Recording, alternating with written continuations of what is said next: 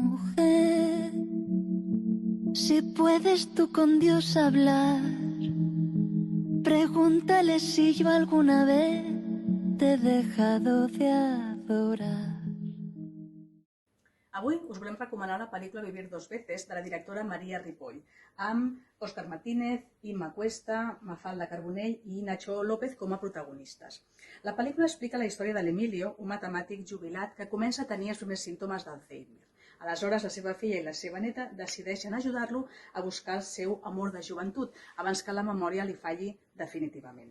S'inicia així un viatge trepidant, ple d'entrebancs, de situacions còmiques. La pel·lícula, tot i el drama, no deixa de ser una història d'amor, de segones oportunitats, amb el rerefons d'una malaltia cruel i dura pels qui la pateixen, però sobretot pels cuidadors. És una pel·lícula que ens ha agradat molt, esperem que també us agradi a vosaltres i recordeu que la pel·lícula la podeu trobar a les biblioteques de la xarxa de biblioteques de la Diputació de Barcelona. Y al mar, espejo de mi corazón, las veces que me ha visto llorar la perfidia de tu amor.